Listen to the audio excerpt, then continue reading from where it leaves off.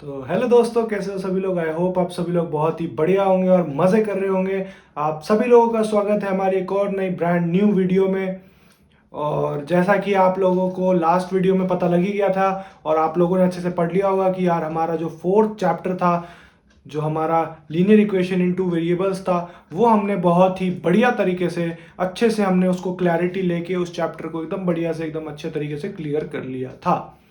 तो आज हम अपना सिक्स्थ चैप्टर शुरू करने वाले हैं, जो कि मेरे हिसाब से इस पूरी नाइन्थ क्लास का मैथमेटिक्स का सबसे ज़्यादा मोस्ट इम्पॉर्टेंट और सबसे ज़्यादा मोस्ट अवेटेड और मोस्ट इंटरेस्टिंग, और क्या कह सकते हैं भाई, जितना इस चैप्टर के बारे में कहो यार उतना कम है, क्योंकि ये चैप्टर बहुत ज़्यादा इंपॉर्टेंट है।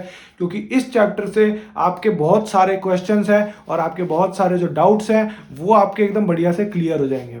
और ये क्वेश्चन की अगर आपको बेसिक्स क्लियर हो गए, यानी आपको एनसीईआरटी आ गई, तो इस क्वेश्चन की आप आरडी शर्मा और सब कुछ भी बहुत ही अच्छे से बना सकते हो यार। कोई दिक्कत वाली आपको बात नहीं होगी, ठीक है। तो पहली बात, इस चैप्टर को ध्यान रखते शुरू करते हो अपन क्या करेंगे। ये चैप्टर यार थोड़ा सा लेंदी है, तो अपन क्या करेंगे ना, अपन अब जो चैप्टर करेंगे उसको अपन हाफ हाफ पार्ट में डिवाइड कर देंगे। कैसे?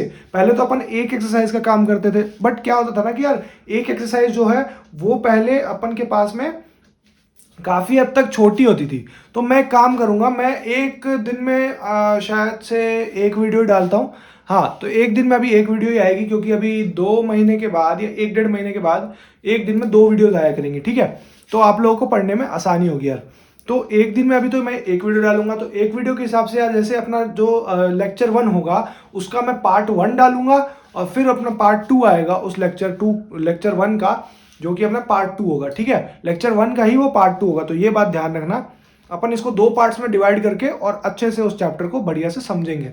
देखो यार, इस चैप्टर में अपन लोगों को टाइम देना है, अच्छे से इस चैप्टर को समझना है। और अगर इस चैप्टर ने को आपने नहीं समझा तो ये चैप्टर आपको नहीं समझेगा और एग्जाम में आपको नंबर गवा देगा ये सारे के सारे। तो बहुत इससे मार्क्स अच्छे बनते हैं। इसमें थ्योरम्स आती है यार, थ्योरम्स इसमें बहुत अच्छी अच्छी अपने पास में। तो थ्योरम्स इसमें आएंगी आपके पास में। तो थ्योरम्स जो है इस चैप्टर की सबसे ज़्यादा नींव है, एक बेस कह सकते हैं थ्योरम्स। क्योंकि थ्योरम्स अगर आपने आ गई तो भाई अकेली थ्योरम 5 मार्क की आ जाती है एग्जाम में, तो आप लोग इजीली उस थ्योरम को सॉल्व कर सकते हो, ठीक है। तो चलो यार, अगर आप लोगों को वीडियोस अच्छी लग रही हो तो वीडियो को जाकर लाइक कर देना, चैनल पर नए हो तो चैनल को सब्सक्राइब कर देना। मेरा नाम है प्रियांशु कुमार ठाकुर, और चलिए शुरू करते हैं जल्दी से, बिना टाइम देरी करते हुए चैप्टर का अपन नाम लिख देते हैं। तो यार आज का जो अपने पास में जो चैप्टर है ना, वो है अपने पास में lines and angles. Lines and angles. तो इस चैप्टर के नाम से अपन को क्या समझ आ रहा है कि भैया ये तो हो गया लाइन, लाइन यानी ये कुछ ऐसी लाइन, और एंगल भैया हो गया ये दोनों लाइन के बीच का जो एंगल हो गया थीटा, ये कुछ एंगल हो गया। मेरे को ये समझ आ रही चीजें, तो मैं ये बेसिक चीजें हैं तो इसको मैं ज्यादातर इस पर ध्यान ना देते हुए मैं सीधी सीधी आपको बातें बताता हूँ, ठीक है। तो देखो यार, सबसे पहली चीज आती है कि आपके पास में लाइन सेगमेंट क्या होता है या लाइन क्या होती है। लाइन तो देखो यार ये चीज होती है, ये एक लाइन होगी, ठीक है। ये अपने पास में एक लाइन एल मान ली मैंने, एल की लाइन है ये लाइन एल, ठीक है। ये मैंने मान ली। अब इसमें बहुत सारी चीजें हैं जो आपको बतानी है इस चीज में। इसका मैंने एक छोटा सा पार्ट ले लिया इस लाइन का, ठीक है। इस लाइन का मैंने एक छोटा सा पार्ट ले लिया, मान लो मैंने कुछ ऐसा ये पार्ट ले लिया, ये एक पॉइंट हो गया और ये अपने पास में एक पॉइंट हो गया। तो ये पार्ट को मैंने थोड़ा जूम करके देखा यहां पर, तो ये अपने पास में क्या हो गया यार, a line which has 2 and points, ठीक है। तो ये अपने पास में, इसको अपन क्या बोलेंगे यार, इसको अपन बोलेंगे लाइन सेगमेंट। तो अपने पास में लाइन सेगमेंट की क्या डेफिनेशन होगी यार, लाइन सेगमेंट की क्या डेफिनेशन होगी, a line which has 2 and points joining is called as line segment। देखो यार, आपसे कोई डेफिनेशन पूछेगा नहीं, बस अपन को ये डेफिनेशन इसीलिए याद रखनी है, इसके रेफरेंस में कि कभी भी दो एंड पॉइंट हो किसी लाइन के तो उसे अपन लाइन की सेगमेंट बोलेंगे। सेगमेंट मतलब अपन ने इसमें से पार्ट ले लिया तो उसको अपन ने लाइन सेगमेंट बोल दिया। ये पूरी एक लाइन है यार, मान लो इसका 1/4 3/4 2/4 कुछ भी एक पार्ट ले लिया अपन ने तो उसको अपन लाइन सेगमेंट बोलते हैं, ठीक है। तो लाइन सेगमेंट जनरली क्या होती है यार, लाइन सेगमेंट होती है अपने पास में जिस लाइन के साथ में दो एंड पॉइंट्स ज्वाइन करते हैं तो वो अपन की लाइन सेगमेंट हो जाती, ठीक है। आप लोगों को आई होप ये वाली बात बहुत ही अच्छे से क्लियर हो गई होगी। बढ़ते अपने नेक्स्ट टर्म की तरफ। तो लाइन सेगमेंट को यार आप कैसे रिप्रेजेंट करोगे, मान लो ये लाइन है कुछ ए बी, नहीं ये वाली लाइन नहीं, अपने ये तो लाइन सेगमेंट है ना यार, ये लाइन ए बी। तो कभी भी यार आप लाइन सेगमेंट को रिप्रेजेंट करोगे तो लाइन सेगमेंट आप ऐसे लिखोगे, देखो ए बी और इसके ऊपर एक डैश, ऐसे बार, ये बार होता है, ये यार ये बार होता है, ये जो चीज है ना ये ए बी बार है, ए बी बार, जिसे अपन बार बोलते हैं इस लाइन को। ये जो लाइन अपने ए बी के ऊपर है ना, इसका मतलब है कि ए बी एक लाइन सेगमेंट है जो कि बार होता है। तो लाइन सेगमेंट को लिखने का ये अपने पास में एक्सप्रेशन होता है, ठीक है। अब देखो यार, आप लोगों ने एक चीज बहुत सुनी होगी सवालों में कि भैया हमने सुना है कि कोलिनियर पॉइंट्स क्या होते हैं, कोलिनियर पॉइंट्स। तो कोलिनियर पॉइंट मैं आप लोगों को बता देता हूं, एक नहीं 3 पॉइंट्स,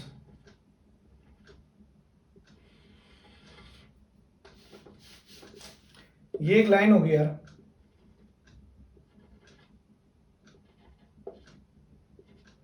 ए बी सी, ये 3 पॉइंट्स हो गए इस पे, ठीक है। अब अपने को क्या कह रहा है कि अपन को कह रहा है कि अगर ये 3 पॉइंट एक लाइन पर है, 3 पॉइंट या उससे ज्यादा, ठीक है, तो उसे अपन कोलिनियर पॉइंट्स बोलेंगे यार, ठीक है। या a line which has 3 which has equal to 3 or more than 3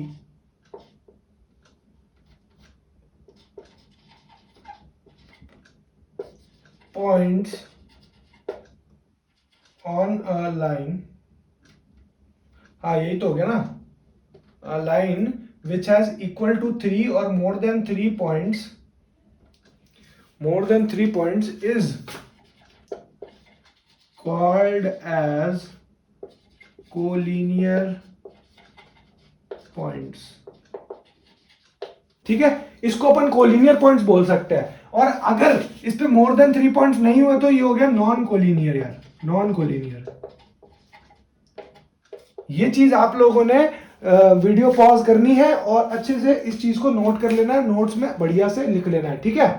तो अपन बढ़ेंगे अपने नेक्स्ट कॉन्सेप्ट की तरफ, बहुत ही जल्दी से क्विकली बढ़ेंगे क्योंकि अपन को ज्यादा ही बड़ा लेक्चर नहीं करना है। अब मैं सोच रहा हूं आप लोगों के लिए छोटे छोटे लेक्चर्स लेके आऊं ताकि आप लोग छोटे छोटे बच्चे हो ना यार, तो छोटे छोटे लेक्चर्स आपको आसानी से समझ में आ जाए, ठीक है। नेक्स्ट कॉन्सेप्ट की तरफ बढ़ते हैं, बहुत ही इंटरेस्टिंग कॉन्सेप्ट है। इस चैप्टर में आपको मैं दावा करता हूं बहुत ज्यादा मजा आएगा इस चैप्टर में आपको, ठीक है। तो बढ़ते हैं नेक्स्ट कॉन्सेप्ट की तरफ।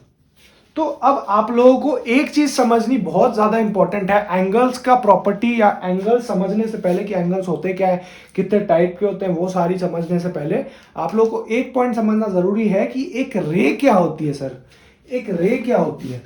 तो यार एक रे ऐसी चीज होती है कि एक ऐसी लाइन होती है जिसका एक एंड पॉइंट होता है, ठीक है, और एक ये अपने पास में एक इनफाइनाइट पॉइंट होता है। तो ये दोनों पॉइंट जब आपको एक साथ दिखे तो इस चीज को अपन कहते हैं रे, रे रे कहते हैं इसे, ठीक है। अब बात आई कि भैया एंगल को हम कैसे डिफाइन करेंगे। एंगल को बहुत ही इजीली तरीके से डिफाइन करेंगे यार, एंगल। तो जैसा कि हमें पता है कि एंगल जो है वो दो रेज के बीच में बनता है ना। यानी अपन कैसे लिख सकते हैं, व्हेन नहीं व्हेन नहीं लिखेंगे अपन रुको मैं डेफिनेशन थोड़ी बना लेता हूं अपने मन से, एक बार बढ़िया सी डेफिनेशन एक बना लेता हूं एंगल की।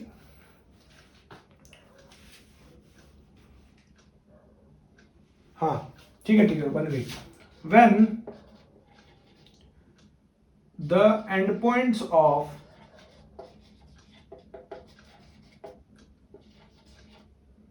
To rays are combined, then it forms an angle.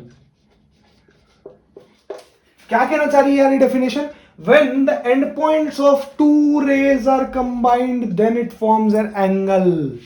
मतलब क्या कहना चाह रहा है यार? ये अपने पास में रे हो गई, ठीक है भैया, आपने बताया कि हमारे पास में ये एक रे हो गई, तो एक रे भैया हमने परपेंडिकुलर में ले ली और सॉरी बेस में ले ली, और एक रे भैया हमने कुछ ऐसी ले ली। तो मान लिया ये दो एंड पॉइंट्स हो गए दोनों रेस के, और इसके बीच में जो भैया एक बन रहा है वो अपने पास में एक एंगल अल्फा हो गया, या अपन ने कुछ भी भैया इसको बीटा अल्फा थीटा कुछ भी मान लिया इस एंगल को, ठीक है। तो अब इसके लैंग्वेज में क्या कहते हैं यार इसे, मतलब एंगल के पर्सपेक्टिव में इस चीज को क्या कहेंगे, इन दोनों चीजों को, ठीक है।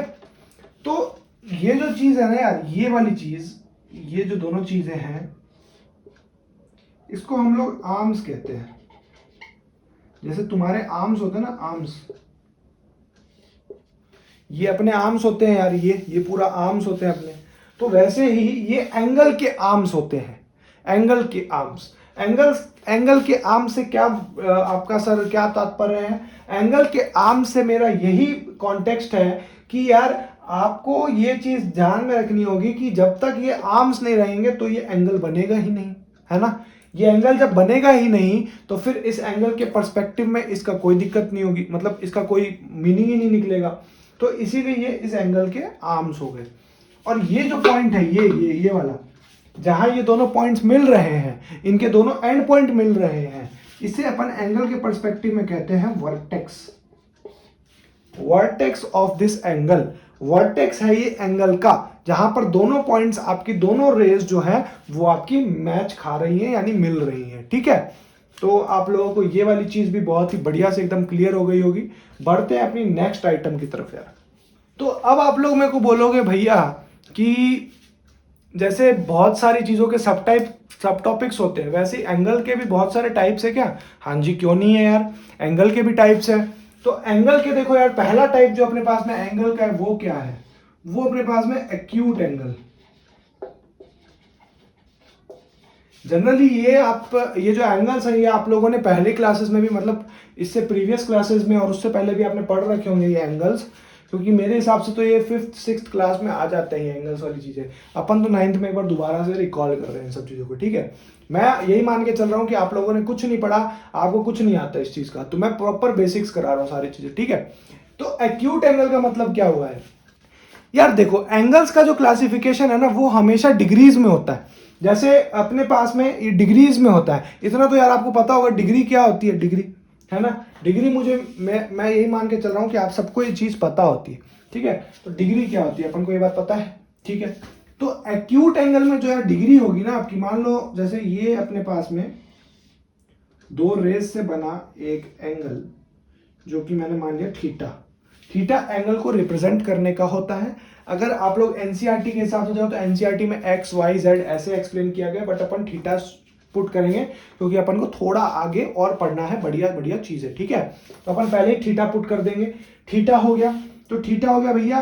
तो अपन को इतना पता है कि एक्यूट एंगल में जो होगा ना वो 0 डिग्री से लेके थीटा एंगल 90 डिग्री के बीच में होगा। एक्यूट एंगल जो होगा यार वो 0 से 90 के बीच में होगा, ये बात आप लोगों ने ध्यान में रखनी है, ठीक है। सेकंड चीज क्या आ गई यार? सेकंड आइटम है भैया अपने पास में ऑब्ट्यूज नहीं, अपने पास में आएगा राइट एंगल।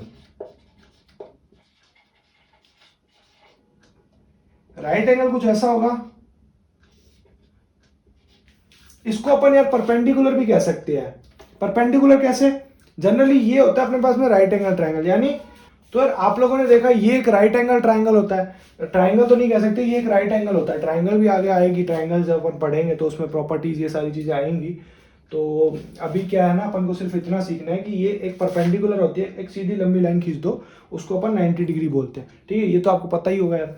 तो थीटा जो होता है वो इसमें अपने पास में होता है 90 डिग्री से, ठीक है। अब बात करते हैं अपने अगले टाइप के एंगल की। इसमें ज्यादा कुछ खास नहीं है, इसमें है ऑब्ट्यूज एंगल। ऑब्ट्यूज एंगल में अब क्या बात आती है यार, वो देखो आप लोग। ऑब्ट्यूज एंगल थोड़ा सा इंटरेस्टिंग होता है कि कुछ ऐसा सा एंगल बनता है। अब बोलोगे भैया आपने तो ऐसा एंगल बनाया था, ऐसा बना दिया, ये इतना लंबा सा एंगल कैसे बन गया? भाई ये भी बनता है एंगल, ये भी बनता है। ये देखो ऐसे ही बना, ये थीटा बन गया अपने पास में। ये जब थीटा बना तो अपने पास में क्या आया? अब अपने पास में आया 90 डिग्री से लेके 120 डिग्री तक अगर एंगल होगा तो वो अपने पास में होगा ऑब्ट्यूज एंगल। ठीक है, ऑब्ट्यूज एंगल होगा वो अपने पास। ठीक है यार, आई होप आप लोगों को ये तीनों चीजें अच्छे से क्लियर हो गई होगी। तीन टाइप्स के और होते हैं एंगल्स, तो वो भी मैं आपको बता देता हूं, फिर उसके बाद अपन फटाक से आगे बढ़ते हैं। आज तो शायद से अपन क्वेश्चंस नहीं कर पाएंगे, आज अपन थोड़ी सी थ्योरी टाइप ही पढ़ेंगे। ठीक है, अपन आज क्वेश्चंस तो नहीं कर पाएंगे, बट अपन आज इतना कैपेबल हो जाएंगे कि अपन नेक्स्ट क्लास में क्वेश्चंस अच्छे से प्रैक्टिस कर सके। अपन को थ्योरम्स भी करनी है ना, इसीलिए। ठीक है यार, मैं मानता हूं लाइंस और एंगल्स एक ऐसा चैप्टर है ना जिसमें बच्चों को बहुत ज्यादा इंटरेस्ट आता है और बहुत ज्यादा इंटरेस्टिंग क्वेश्चंस और थ्योरम्स बनती है, तो बच्चों को मजा आता है प्रूफ करने में। ठीक है, तो चौथा टाइप का यार एक क्या हो गया, चौथा टाइप का अपन देख लेते हैं। चौथा टाइप का जो एंगल हो गया वो अपने पास में होगा स्ट्रेट एंगल।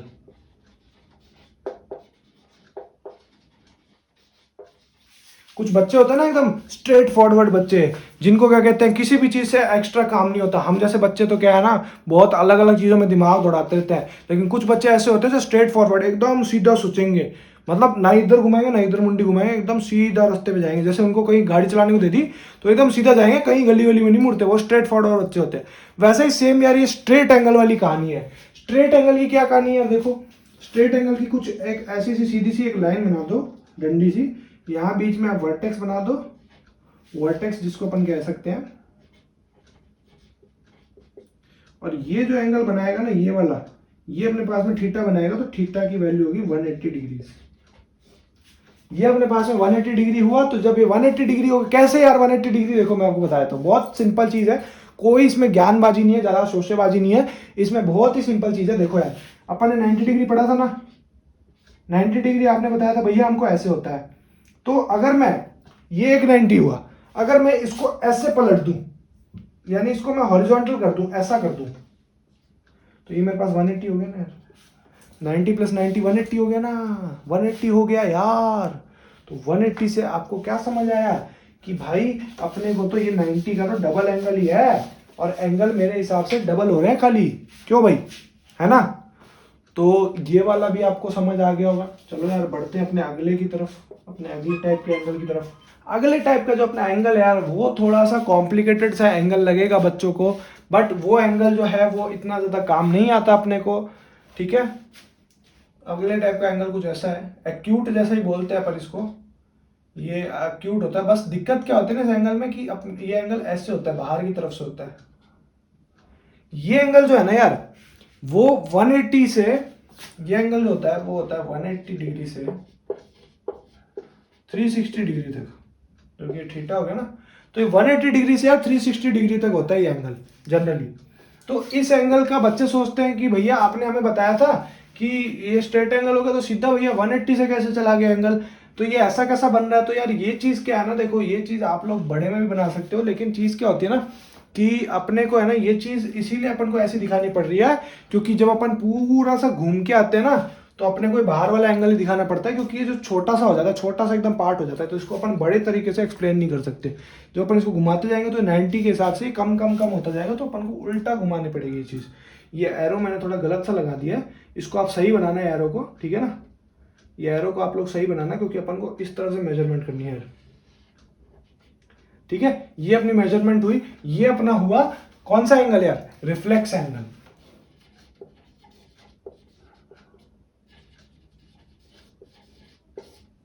ये अपने पास में हुआ रिफ्लेक्स एंगल। तो आई होप आप लोगों को ये जो पांचों एंगल्स जो मैंने करवाए, ये आप लोगों को बहुत ही अच्छी तरीके से क्लियर होंगे। बढ़ते हैं अपने कुछ और छोटे मोटे कॉन्सेप्ट्स की तरफ। पहले अपने बेसिक्स मैंने क्लियर करा दूं, उसके बाद आपको कोशिश करता हूं कि और भी चीजें बढ़िया दूंगा। ठीक है, तो अब दो चीजें आपको बहुत ज्यादा काम आने वाली है क्वेश्चन सॉल्विंग के लिए। पहली चीज तो है यार कॉम्प्लीमेंट्री एंगल्स,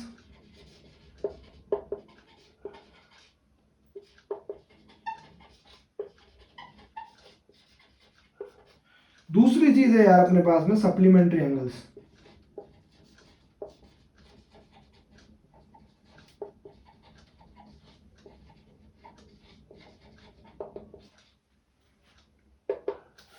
इन एंगल्स की खास बात यही है कि ये दो एंगल्स के एडिशन पर बनते हैं, ये जो एंगल्स हैं, ठीक है। इन एंगल्स की खास बात यही है।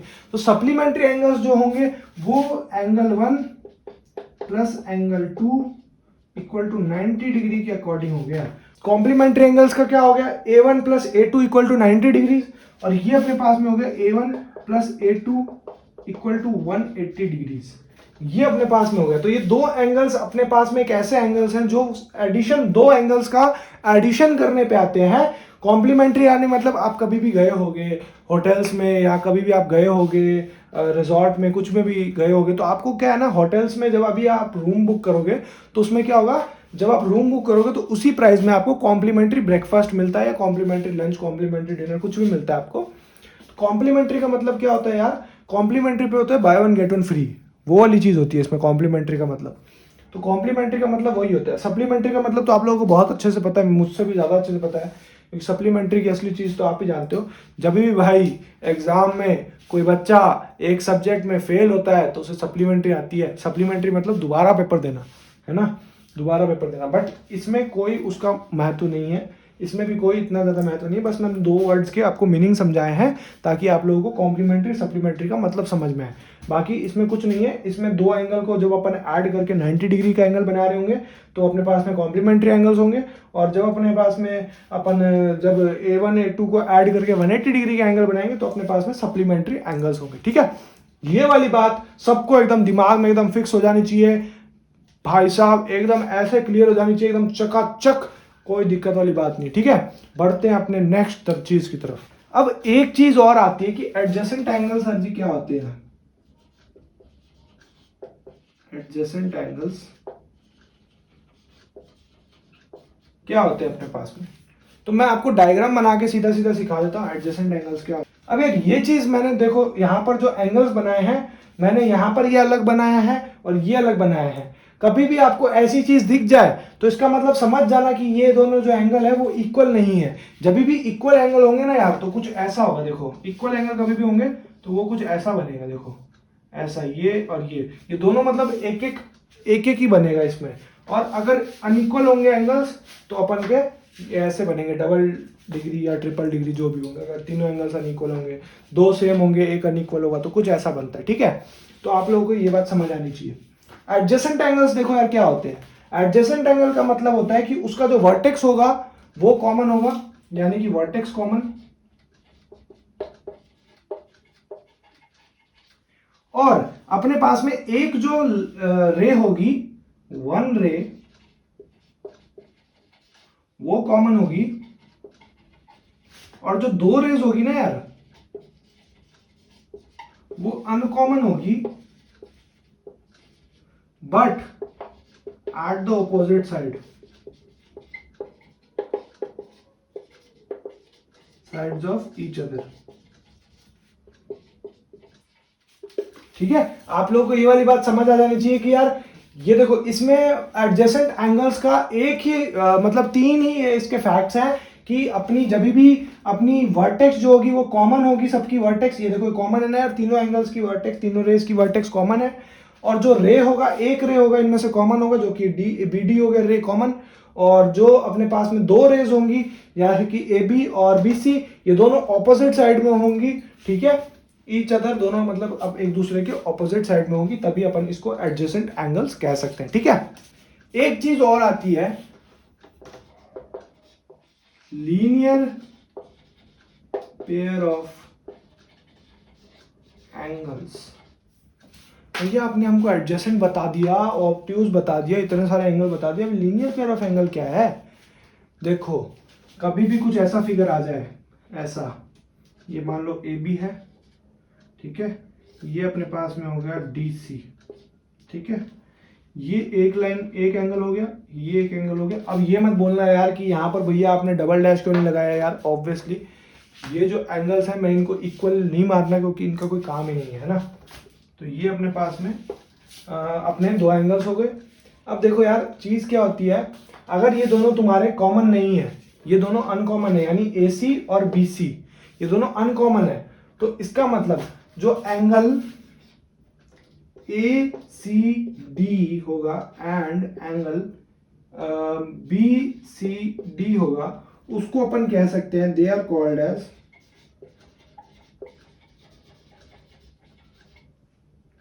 लीनियर पेयर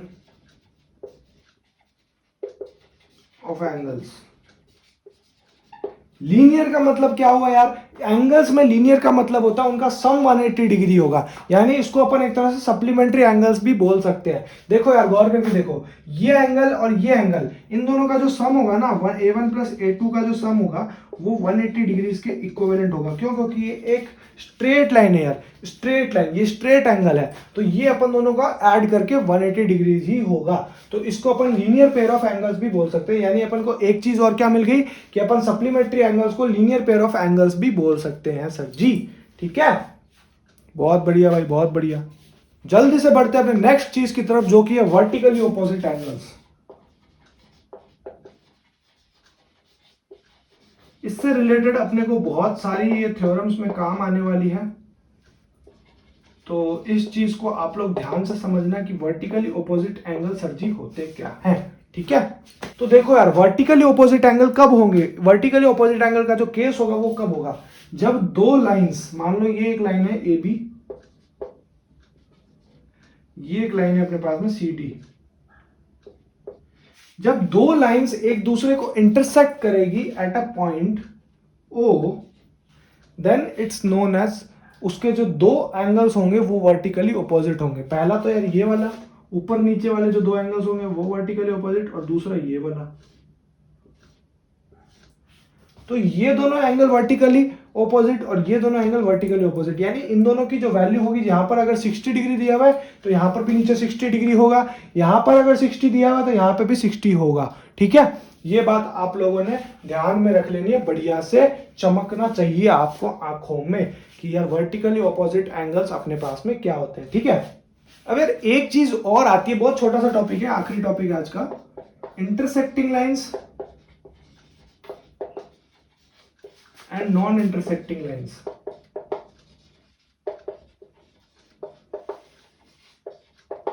बहुत छोटा टॉपिक है यार, आप लोगों को समझ आ गया होगा कि मैं किस बारे में बात कर रहा हूं। अभी मैंने जस्ट वर्टिकली ऑपोजिट एंगल्स के बारे में बात करी। इंटरसेक्टिंग लाइन क्या होती है यार, एक दूसरे को जो इंटरसेक्ट करे कोई पॉइंट पर, यानी कि AB हो गया और ये CD हो गया, तो ये अपने पास में इंटरसेक्टिंग हो गई। नॉन इंटरसेक्टिंग क्या होगी यार, मान लो ये दो लाइंस है, ये होगी अपने पास में AB, ये अपने पास में होगी यार CD। ठीक है, ये दो लाइंस होगी जो अपन को कभी भी इंटरसेक्ट नहीं कर सकती एक दूसरे को, क्योंकि दोनों एक दूसरे के पैरेलल है। तो जो भी लाइंस एक दूसरे के पैरेलल होगी वो नॉन इंटरसेक्टिंग लाइंस होगी, यानी ये पैरेलल होगी एक दूसरे के। और जो भी लाइन एक दूसरे के एक तरह से परपेंडिकुलर होगी, है ना, ये परपेंडिकुलर हुआ यार, इनका क्या है ना, एंगल जो आता है वो 90 डिग्री आता है। अभी वो चीज अपन को नहीं सीखनी है, बाकी आगे वाली क्लासेस में अपन सीखेंगे, लेकिन इन दोनों का जो एंगल आएगा वो एंगल नहीं आएगा, क्योंकि ये दोनों लाइंस पैरेलल होंगी और ये दोनों लाइंस हमेशा इंटरसेक्ट कर रही होंगी। अगर ये क्रिस क्रॉस बना रही है तो इंटरसेक्ट करेगी लाइन। कोई भी लाइंस, दो जो लाइंस होंगी वो एक दूसरे को इंटरसेक्ट करेगी कोई भी एक पॉइंट पे, तो वो अपने पास में इंटरसेक्टिंग लाइन हो जाती है। और जो लाइंस एक दूसरे के पैरेलल होंगी या एक दूसरे को इंटरसेक्ट नहीं कर रही होगी वो अपने पास में नॉन इंटरसेक्टिंग लाइंस हो जाती है। तो ठीक है यार, आई होप आप लोगों को ये वाला लेक्चर भी बहुत अच्छा समझ आया होगा। ये अपना लेक्चर 1 है, लेक्चर 1 का पार्ट 1 है, ये पार्ट 2 आने वाला है, पार्ट 2 कमिंग वेरी सून, यानी कि कल ही कल आ जाएगा आपके पास में। तो स्टे ट्यून रहिएगा। और आज का कोई होमवर्क नहीं है, नो होमवर्क, इस चीज़ को खाली रिवाइज करना। होमवर्क में होमवर्क आपका यही है कि आपने रिवाइज करना जो भी मैंने पढ़ाया है, ठीक है, रिवाइज करना है आपने। और अगर आपको वीडियो अच्छी लग रही हो तो वीडियो को जाके लाइक कर देना, चैनल पे नए हो चैनल को सब्सक्राइब कर देना। मैं मिलता हूं आपसे एक और नई तड़कती भड़कती वीडियो में, तब तक के लिए जय हिंद, जय भारत।